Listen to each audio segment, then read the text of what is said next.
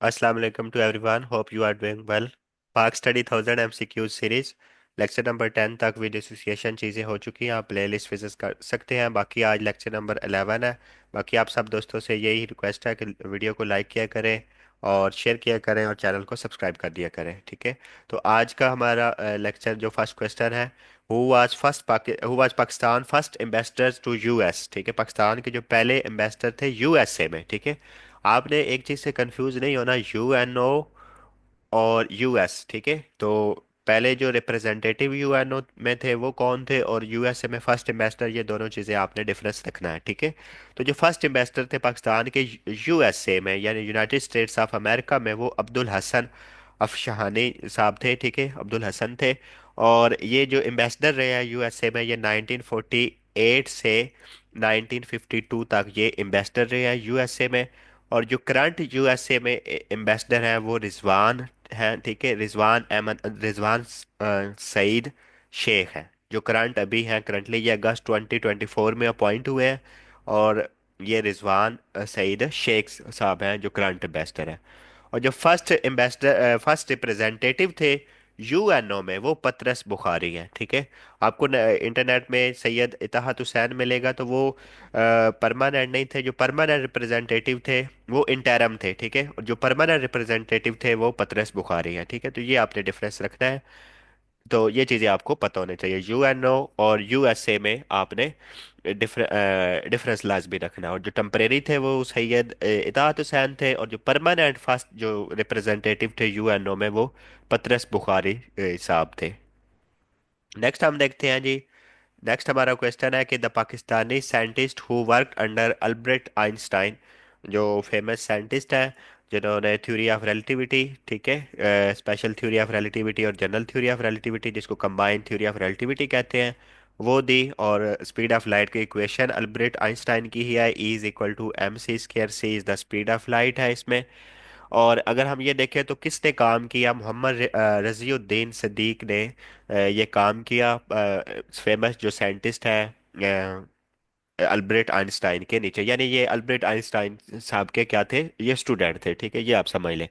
तो ये मोहम्मद रजीउद्दीन सदीक साहब 1908 में ये पैदा हुए। 1988 में ये इस्लामाबाद में इनकी डेथ हुई। ठीक है, 1988 में। और इनको सितारा इम्तियाज जो मिला, सितारा इम्तियाज अगर हम देखें तो इनको ये सितारा इम्तियाज मिला 1960 में। रजीउद्दीन सदीक साहब को मोहम्मद रजी हिलाल इम्तियाज इनको मिला। इनको ये तीनों अवार्ड जो है पाकिस्तान के सिविल अवार्ड में से, वो इनको मिले हैं। 1960 में इनको सितारा इम्तियाज मिला। और इसी तरह निशान इम्तियाज जो है इनको 19 निशान इम्तियाज 1999, मतलब ये पोस्ट मोस्टली मिला। ठीक है, निशान इम्तियाज अगर हम इनका देखें, क्योंकि इनकी डेथ तो 1988 में हो गई, तो ये पोस्ट मोस्टली जो है वो निशान इम्तियाज मिला। बाकी ये सितारा इम्तियाज और हिलाल इम्तियाज के हवाले से आपको लाजमी पता होना चाहिए। जो इन्होंने वर्क किया ये 1940s के एरा में as a student of Albert Einstein काम किया 1940s में। ठीक है। तो ये चीज़ें आपको इनके हवाले से पता होनी चाहिए। नेक्स्ट अगर हम देखें, नेक्स्ट हमारा क्वेश्चन है कि व्हेन सुई गैस डिस्कवर्ड इन पाकिस्तान। तो ये 1952 में जो है वो सुई गैस पाकिस्तान में डिस्कवर्ड हुई है। और ये सुई कहाँ है, ये डेरा बुगटी डिस्ट्रिक्ट बलूचिस्तान में है। सुई का जो मकाम है ये कहाँ है, तो ये डेरा बुगटी डिस्ट्रिक्ट बलूचिस्तान में है। ये आपको एक तो पता होना चाहिए इस हवाले से। और ये पाकिस्तान का जो लार्जेस्ट है रिजर्व, जो अगर आप कह सकते हैं तो वो सुई है। और कादरपुर गैस फील्ड जो है वो सेकंड लार्जेस्ट है। सेकंड लार्जेस्ट जो है कादरपुर गैस फील्ड जो कि सिंध में है। ठीक है, कादरपुर गैस फील्ड ये सेकंड लार्जेस्ट है। और लार्जेस्ट जो है वो है ये सुई गैस वाले रिजर्व पाकिस्तान के पास है, लार्जेस्ट है। तो Kadarpur gas field second largest, ये कहाँ है, तो ये सिंध में है। ठीक है। अगर हम करंट इसकी प्रोडक्शन देखें तो ये 8.5 मिलियन क्यूबिक मीटर्स है। ठीक है, 8.5 मिलियन क्यूबिक मीटर्स है, और डेली बेसिस पे पर डे। और ये इसने 1952 में तो डिस्कवर हुई थी। प्रोडक्शन कब स्टार्ट की थी, तो स्टार्ट ऑफ प्रोडक्शन अगर हम इसकी देखें तो वो 1955 में है जी। ठीक है, 1955 में इसकी स्टार्ट ऑफ प्रोडक्शन है। और जो डिस्कवर का मेनली क्वेश्चन पूछा जाता है तो वो 1952 में है। नेक्स्ट अगर हम देखें तो नेक्स्ट हमारा क्वेश्चन है कि सप्ता जो इज अ ट्रेड एग्रीमेंट है, तो ये किसके दरमियान है? तो ये सार्क नेशन के दरमियान है। ये सप्ता या स्पाता जो ट्रेड एग्रीमेंट है, तो बेसिकली ये क्या है? ये SAARC preferential trading agreement, SAPTA stand for ऐसे, यानी SAARC preferential trading agreement. SAARC preferential trading agreement है ये। एक तो ये आपको प्रेफरेंशियल ट्रेडिंग एग्रीमेंट, ये आपको पता होना चाहिए। और ये ट्रेड एग्रीमेंट सार्क नेशन के दरमियान है। और सार्क ये कब साइन हुआ ये आपको पता होना चाहिए, तो अप्रैल 1993 में। अप्रैल 1993 में। और इसका सार्क का अगर हेडक्वार्टर आप देखें तो वो कहाँ है? वो काठमांडू नेपाल में है। ठीक है, वो काठमांडू नेपाल में इसका हेडक्वार्टर है सार्क का। एक तो ये आपको चीज़ पता होनी चाहिए। बाकी सार्क के मेंबर जो है, मेंबर सार्क के कितने हैं? वो 8 मेंबर है सार्क के। और जो सार्क कब बने? 8 दिसंबर 1985 को। तो अफगानिस्तान ने सार्क को कब ज्वाइन किया? तो 2007 में अफगानिस्तान ने सार्क को ज्वाइन किया था। ठीक है, 2007 में अफगानिस्तान ने सार्क को ज्वाइन किया एज अ एथ मेंबर। ठीक है, 8वें मेंबर के तौर पे अफगानिस्तान ने सार्क को ज्वाइन किया। ठीक है, तो ये चीज़ें आपको इस हवाले से पता होनी चाहिए। नेक्स्ट हम देखते हैं जी। नेक्स्ट हमारा क्वेश्चन है कि Sindh was separated from Bombay in, तो अप्रैल 1936 में सिंध सेपरेट हुआ था बम्बई से। तो अगर हम देखें तो कायद आजम का कौन सा वो पॉइंट था 14 पॉइंट में से जिसके तहत सिंध को बम्बई से अलहदा किया गया था? तो ये नामा पॉइंट था, यानी 9/14 था। ठीक है, पॉइंट नंबर 9 जो है कायद आजम के 14 पॉइंट्स में से, तो वो ये कहता है कि Sindh should be separated from Bombay. ठीक है, बाकी सिंध अलहदा हुआ, इसकी रीज़न क्या थी? तो साइमन कमीशन रिपोर्ट की जो साइमन कमीशन रिपोर्ट जो थी, वो इसकी सिंध की अलहदगी की वजह बनी। साइमन कमीशन रिपोर्ट ये सिंध की अलहदगी की वजह बनी। ठीक है, साइमन कमीशन रिपोर्ट ये अलहदगी की वजह बनी। और गवर्नमेंट ऑफ इंडिया एक्ट, जो किस एक्ट के तहत ये सिंध सेपरेट हुआ? तो ये 1935 act, government of India act 1935 के तहत सिंध सेपरेट हुआ। किससे? बम्बई से। ठीक है, तो ये चीज़ें आपको पता होनी चाहिए। नेक्स्ट, अब बम्बई का नाम जो है वो मुंबई है। नेक्स्ट हमारा क्वेश्चन है कि partition of Bengal was annulled under British monarch. तो जो उस वक्त ब्रिटिश मोनार्क थी वो किंग जॉर्ज 5 थे। ठीक है, लॉर्ड हेडिंग। और बाकी अगर हम देखें तो पार्टीशन ऑफ बंगाल 1905 में होती है। और एनल्ड जो है वो कब होती है? 1911 में, यानी 1911 में। और लॉर्ड कुर्जन जो है वो इसकी पार्टीशन करते हैं। ठीक है, लॉर्ड कुर्जन के दौर में पार्टीशन होती है। तो और जो एनाल्ड होती है वो किंग जॉर्ज 5 के दौर में 1911 में होती है। बाकी इसकी डिटेल जो है वो हम ऑलरेडी डिस्कस कर चुके हैं, आप विजिट कर सकते हैं। नेक्स्ट हमारा क्वेश्चन है, when was Quaid Azam elected as president of first constitution assembly? तो कायद आजम साहब जो है वो इलेक्ट हुए, तो वो कब इलेक्ट हुए? तो वो 11 अगस्त 1947 को फर्स्ट कॉन्स्टिट्यूशन असेंबली। और इस फर्स्ट कॉन्स्टिट्यूशन असेंबली का जो फर्स्ट सेशन हुआ वो कब हुआ? फर्स्ट सेशन इसका हुआ था 10 अगस्त 1947 को फर्स्ट सेशन हुआ।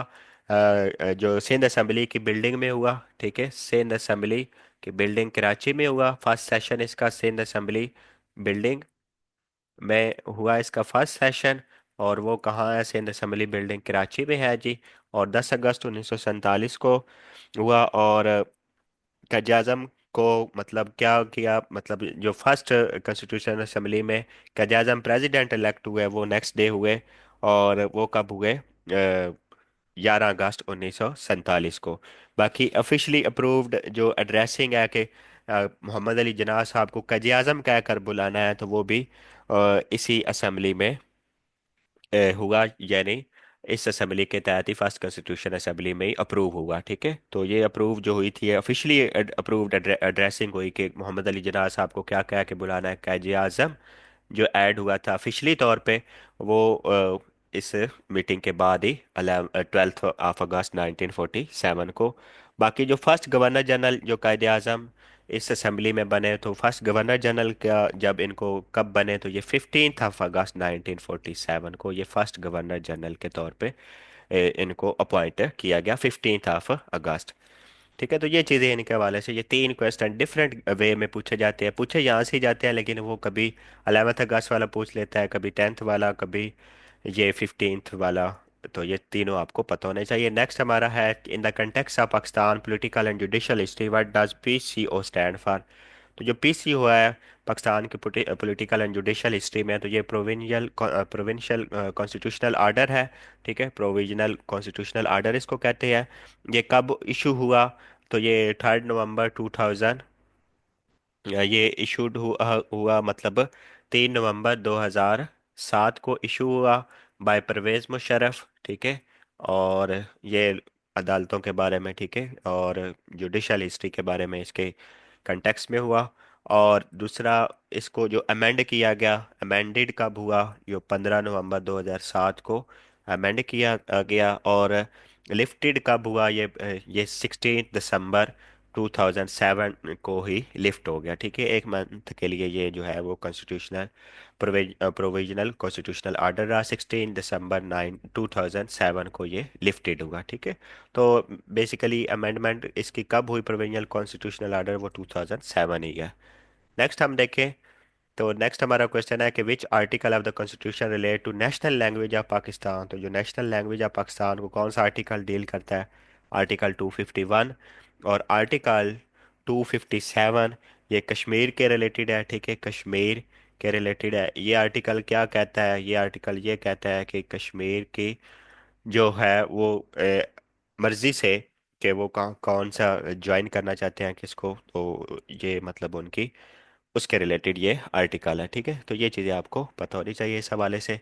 नेक्स्ट हम देख लेते हैं, नेक्स्ट हमारा क्वेश्चन है, Quaid Azam resign from the Congress in the year 1920 में इन्होंने कांग्रेस से रिज़ाइन किया, और कांग्रेस को ज्वाइन इन्होंने 1906 में किया, और कॉमन मेंबर रहे कांग्रेस और मुस्लिम लीग के 1913 से 1920 में। ऑल इंडिया मुस्लिम लीग को जो इन्होंने ज्वाइन किया वो 1913 में ज्वाइन किया। तो ये चीज़ें आपको इनके हवाले से पता होने चाहिए। नेक्स्ट हम देखते हैं जी, नेक्स्ट हमारा क्वेश्चन है कि जो गुलबदन बेगम वाज इम्प्रेस हुमायूं, तो ये हुमायूं की यानी सिस्टर थी। ठीक है, और बाबर की ये फिर बेटी हुई, तो बाबर की ये बेटी थी। और इन्होंने हुमायूं नामा लिखा, जो इनको जो फेमस है हुमायूं नामा जो है वो इन्होंने लिखा, हुमायूं नामा गुलबदन बेगम साहिबा ने लिखा। ठीक है, तो ये आपको इनके हवाले से पता होना चाहिए। और ये हुमायूं की क्या थी, बहन थी, सिस्टर थी। नेक्स्ट हमारा क्वेश्चन है, due to strategic position no peace is possible in Afghanistan with active support and cooperation of, क्योंकि स्ट्रेटजिक पोजीशन इस तरह की है कि वो एक्टिव सपोर्ट और कोऑपरेशन, पाकिस्तान की एक्टिव सपोर्ट और कोऑपरेशन के बगैर पीस अफगानिस्तान में पॉसिबल नहीं है, और ना ही पाकिस्तान में पॉसिबल हो रहा है इस वजह से। नेक्स्ट है क्वेश्चन हमारा कि Stanley Wolpert is a famous due to his biography on. तो जो स्टैनले वॉलप्रैट है उसने जिन्ना साहब की, क्या जाजा मोहम्मद अली जिन्ना साहब की बायोग्राफी लिखी है, तो इस हवाले से ये फेमस है। तो बाकी इनका अगर देखें तो जुल्फी भुट्टो ऑफ पाकिस्तान, ये भी इन्होंने लिखी है। ठीक है, जुल्फी भुट्टो ऑफ पाकिस्तान, तो ये किन की बुक है, स्टैनले वॉलप्रैट, जुल्फी भुट्टो ऑफ पाकिस्तान, ये एक किताब इनकी है। इसके अलावा अगर हम देखें तो जिनाह ऑफ पाकिस्तान, ठीक है, जिनाह ऑफ पाकिस्तान, तो ये दो फेमस किताबें हैं इनकी, जो पाकिस्तान के हवाले से अगर हम देखें तो जिनाह ऑफ पाकिस्तान। और ये स्टैनले वॉल प्रट जो थे वो ये अमेरिकन थे। ठीक है, ये अमेरिकन थे, और इन्होंने ये दो books, most important books, Zulfi Bhutto of Pakistan Stanley Wolpert, और जिनाह ऑफ पाकिस्तान ये भी स्टैनले वॉल प्रट है। नेक्स्ट हमारा क्वेश्चन है कि Lala Lajpat Rai was a famous Punjabi leader was associated with. तो ये आर्य समाज से लाला लाजपत राय जो है वो एसोसिएटेड है। ये फ्रीडम फाइटर के तौर पे इनको जाना जाता है। ठीक है, फ्रीडम फाइटर के तौर पे, और इंडियन नेशनल कांग्रेस की जो मूवमेंट थी या इंडियन मूवमेंट थी, इंडिया को सेपरेट करने के लिए ब्रिटिश राज से, तो आज़ाद करने के लिए, फ्रीडम दिलवाने के लिए, उसमें इनका इम्पोर्टेंट किरदार है। और ये इनकी डेथ जो हुई है वो 1928 में हुई है, साइमन कमीशन के बाद, जो जब इन्होंने प्रोटेस्ट किया और इनको काफ़ी फिर प्रोटेस्ट के नतीजे में जो आगे से रिस्पांस मिला और जख्म हुए और उसके नतीजे में फिर इनकी डेथ हुई। नेक्स्ट है हमारा क्वेश्चन कि द एहदी फाउंडेशन है द वर्ल्ड लार्जेस्ट। तो एहदी फाउंडेशन जो है ये दुनिया की सबसे बड़ी एम्बुलेंस सर्विस है, और इसके जो फाउंडर हैं वो अब्दुल सत्तार ईदी साहब थे। अब्दुल सत्तार ईदी साहब इसके फाउंडर थे। और अब्दुल सत्तार ईदी साहब की जो डेथ हुई है वो यही फिर इसको हेड करते रहे, और उनकी डेथ जो हुई है वो डाइड हुए हैं 8 जुलाई। ठीक है, 8 जुलाई 2016 को अब्दुल सत्तार ईदी साहब की जो है वो डेथ हुई है। तो ये जो ईदी फाउंडेशन है ये कब बनी पाकिस्तान में? ये बनी कराची में। तो ये 1951 में जो है ईदी फाउंडेशन बनी है। ठीक है, तो ये चीज़ें आपको इसके हवाले से पता होनी चाहिए। नेक्स्ट हमारा क्वेश्चन है कि when was the water and power development authority, यानी वापडा जो है वो कब इस्टेब्लिश हुआ? तो ये 22 फेब 1958 को जो है वो वापडा water and power development authority के इस्टेब्लिश हुई है। जो इसके चेयरमैन हैं वो सजाद गनी है। जो करंटली इसको चेयर कर रहे हैं वो lieutenant general retired Sajjad Ghani साहब है। वो वापडा को अभी करंट चेयरमैन है। ये लेफ्टिनेंट जनरल रिटायर्ड है। ठीक है, तो ये लेफ्टिनेंट जनरल और ये रिटायर्ड है। तो ये इनके हवाले से आपको ये चीज़ें पता होनी चाहिए। नेक्स्ट हम देख लेते हैं। नेक्स्ट हमारा क्वेश्चन है जी कि which of the following is the highest civil award of Pakistan. तो जो highest civil award of Pakistan है वो निशान पाकिस्तान जो है वो highest civil award of Pakistan है। अगर हम पाकिस्तान के सिविल अवार्ड के बारे में देखें तो पहले नंबर पे ये निशान पाकिस्तान है। सेकंड हमारा ये हिलाल पाकिस्तान है। तीसरा हमारा ये सितारे शुजात या सितारे पाकिस्तान है। ये थर्ड नंबर पे सितारे पाकिस्तान है। ठीक है, बाकी तो ये जिस फील्ड में दिया जाता है ना उसके शुजात में दिया गया ब्रेवरी में वो सारे उस हिसाब से फिर वो मिलते हैं सितारे पाकिस्तान। और जो फोर्थ नंबर पे है वो तमगाए पाकिस्तान। ठीक है, तो सितारे पाकिस्तान थर्ड है, सेकंड हिलाल पाकिस्तान है, और हाईएस्ट जो सिविल अवार्ड है वो निशान पाकिस्तान है, और जो तमगाए पाकिस्तान है वो फोर्थ नंबर पे है। ठीक है, तो ये चीज़ें आपको इनके पाकिस्तान के अवार्ड्स के हवाले से पता होनी चाहिए जी, बेसिक। नेक्स्ट हमारा क्वेश्चन है कि federal public service commission is govern by. तो ये हम ऑलरेडी भी डिस्कस कर चुके हैं, आप वहाँ से भी विजिट कर सकते हैं। तो ये FPSC ऑर्डिनेंस 1977 के थ्रू जो है वो federal public service of commission जो है इसका ऑर्डिनेंस उसके तहत ये गवर्न हो रही है। ठीक है, तो ये फार्म्ड हुई अंडर ये फेडरल पब्लिक सर्विस कमीशन 1935 के एक्ट के तहत ये फार्म हुई। ठीक है, एक तो ये चीज़ बनना चाहिए। और ये कब बनी? ये 1947 में। और जितने भी प्रोविंसेस हैं उनकी जो पब्लिक सर्विसेज कमीशन है वो भी 1935 एक्ट के तहत बने।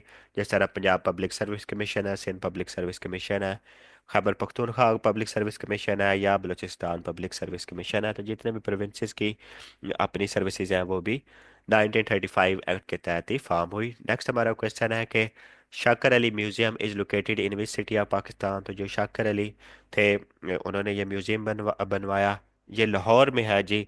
और अगर इसकी हमें लोकेशन देखें तो ये टीपू बुलाक गार्डन टाउन लाहौर में है। ठीक है, टीपू बुलाक गार्डन टाउन लाहौर में ये शाकर अली म्यूजियम है। अगर आप विजिट करना चाहें तो आप विजिट कर सकते हैं garden town Lahore, शाकर Ali museum. और शाकर अली का जो ओरिजिनल नाम था, ठीक है, सैयद मैर निसार अली था। सैयद मीर निसार अली था इनका असल नाम। और ये 1782 से 1831 तक इनका मतलब जिंदगी का दौर है। ठीक है, तो ये इनका पीरियड जो है वो 1782 से 1831 है। नेक्स्ट हमारा क्वेश्चन है कि टीटू मीर जो है वो स्ट्रगल हार्ड फॉर द। तो ये मुस्लिम पीजेंट्स ऑफ बंगाल जो है उनके लिए इन्होंने हार्ड स्ट्रगल, जो किसान है बंगाल के उनके लिए इनकी जो स्ट्रगल है बेसिकली। और अगर हम ये देखें तो इनका अच्छा वो करेक्शन कर लें, टीटू मीर का जो नाम था वो तो शाकर अली, तो शाकर अली है। ये टीटू मीर का जो नाम है वो सैयद निसार अली है। सैयद मीर निसार अली है। ठीक है, वो इनका नाम नहीं था, वो शाकर अली का नाम शाकर अली ही है। ठीक है, और इनका नाम जो है वो टीटू मीर का जो असल नाम है वो सैयद निसार अली है। और इनकी वो डेथ और डेट हम दे सकते हैं 1782 से 1831। ये दोनों चीज़ें आप क्लियर कर लें। तो ये मुस्लिम पीजेंट्स ऑफ बंगाल थे, उनके लिए उन्होंने स्ट्रगल की थी। नेक्स्ट अगर हम देखें तो नेक्स्ट हमारा क्वेश्चन है कि the मनसबदारी system introduce by Akbar was borrowed from the following from the system followed in. तो ये मंगोलिया में ये सिस्टम फॉलो हो रहा था, मनसबदारी सिस्टम जो था मंगोलिया से बारो किया अकबर ने।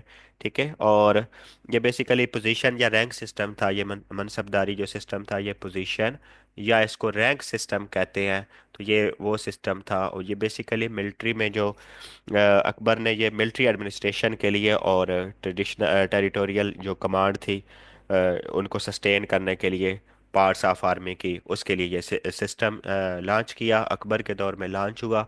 और अकबर ने ये किया, और बारो कहाँ से किया गया, वो मंगोलिया से है। ठीक है, तो ये चीज़ें आपको इसके हवाले से पता होनी चाहिए। नेक्स्ट हमारा क्वेश्चन है कि इलामा इकबाल साहब ने पीएचडी की डिग्री वो किस यूनिवर्सिटी से की। तो वो जर्मनी से उन्होंने ये पीएचडी की।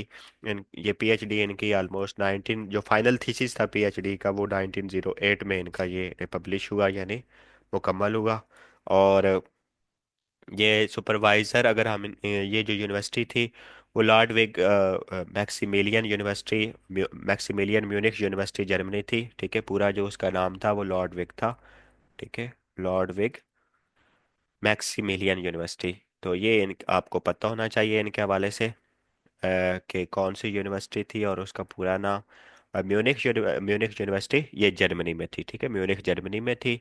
और इनके जो सुपरवाइजर थे पीएचडी में वो फ्रिट्स ह्यूमल थे। ठीक है, फ्रिट्स ह्यूमल जो थे वो, फ्रिट्स से आप तो यानी याद रख सकते हैं, फ्रिट्स ह्यूमल, ये इनके सुपरवाइजर थे पीएचडी के हवाले से। ठीक है, तो ये इनकी डिग्री, और इनका जो टाइटल था वो क्या था, वो development of metaphysics in Persia, ये इनका टाइटल था। ठीक है, पीएचडी का, थीसिस का। नेक्स्ट है कि who was the president of Pakistan prior to Fazal Elahi Chaudhry.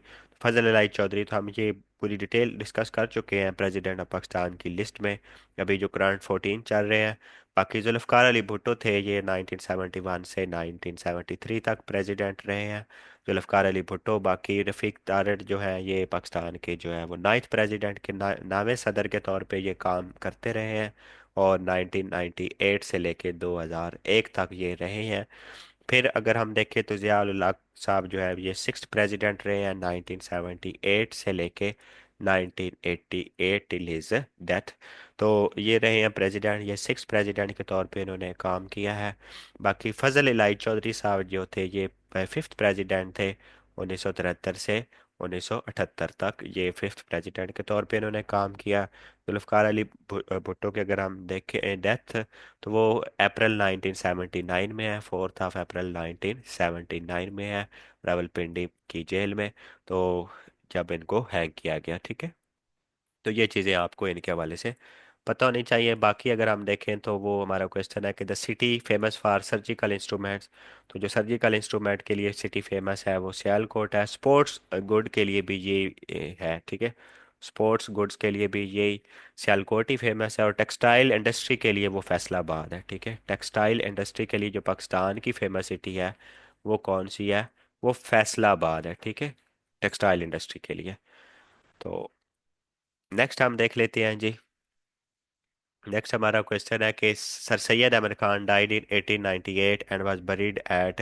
तो ये अलीगढ़ में बरीड हैं। ठीक है, और ये पैदा हुए 17 अक्टूबर 1817 को। और कहाँ पैदा हुए, 1817 को दिल्ली में ये पैदा हुए, और अलीगढ़ में इंडिया में ये इनकी डेथ है 27 मार्च 1898। ठीक है, 27 मार्च 1898 को इनकी डेथ है। और ये चीज़ें आपको इनके हवाले से लाजमी आइडिया होना चाहिए। ठीक है, सर सैयद अहमद खान के हवाले से। नेक्स्ट अगर हम देखें तो नेक्स्ट हमारा क्वेश्चन क्या है वो हम देखते हैं जी। नेक्स्ट हमारा क्वेश्चन, द फाउंडर ऑफ जिम्मेदार न्यूज़पेपर वाज। तो जो फाउंडर थे वो जिम्मेदार न्यूज़पेपर के जो फाउंडर थे वो मौलाना जफ़र अली खान साहब थे। जो फाउंडर ऑफ जिम्मेदार, तो ये लाहौर से यानी ये निकलता था, लाहौर से इसकी पब्लिकेशंस होती थी। बाकी अगर आप मौलाना मोहम्मद अली जौहर को देखें तो ये फाउंडर थे किस किस ने, कॉमरेड जो इंग्लिश न्यूज़पेपर था मौलाना मोहम्मद अली जौहर, एक तो ये कॉमरेड इंग्लिश न्यूज़पेपर था ये एक, तो ये आपको पता होना चाहिए, कॉमरेड इंग्लिश न्यूज़पेपर था। और उसके ये फाउंडर थे और मौलाना मोहम्मद अली जौहर। ये पब्लिश हुआ 1911 में, और कहाँ से पब्लिश होता था, ये कलकत्ता से पब्लिश होता था, ठीक है। और इसके अलावा अगर हम देखें तो हमदर्द न्यूज़पेपर जो है वो उर्दू न्यूज़पेपर है इनका। हमदर्द जो है वो उर्दू न्यूज़पेपर है, दिल्ली से ये निकलता था, दिल्ली से, और ये उर्दू था। और ये कब पब्लिश हुआ, तो ये 1913 में, ठीक है। पहले जो कमरेड है वो 1911 में है। हमदर्द जो है वो दिल्ली से निकलता है और उर्दू है, और ये 1913 में है, मौलाना जफ़र अली ख़ान का, लाहौर से, ठीक है। इनिशली इनके वालिद साहब ने जो वीकली पब्लिश की थी 1903 में। फिर इन्होंने लाहौर से, मौलाना जफ़र अली ख़ान ने 1908 और 1911 में फिर दोबारा जो है वो प्रॉपर पब्लिकेशन लाहौर से स्टार्ट हो गई। नेक्स्ट हम देखें तो नेक्स्ट हमारा क्वेश्चन है कि when चौधरी रहमत Ali issued the pamphlet now or never in 1933 where was he studying। तो ये 1933 में इन्होंने इशू किया पम्फलेट नाउ और नेवर। तो ये कहाँ स्टडी कर रहे थे, तो ये कैम्ब्रिज में ये स्टडी कर रहे थे। कल भी हमने इनके बारे में डिटेल से डिस्कस किया। बाकी ये इनको ये कैम्ब्रिज में ही दफन है, कैम्ब्रिज जो है यूनिवर्सिटी है। और ये 1200 मतलब 1200 की दिहाई में 1209 में ये फॉर्म हुई है, थर्ड ओल्डेस्ट यूनिवर्सिटी भी आप इसको कह सकते हैं। नेक्स्ट हमारा क्वेश्चन है कि क्रिप्स मिशन जो है वो डेलीगेशन है और headed by Stafford Cripps came to India. तो ये हेड कौन थे इसके, सर स्टीफर्ड क्रिप्स थे। और ये मार्च 1942 को ये जो है क्रिप्स मिशन जो है वो बाकायदा इसका मतलब आया।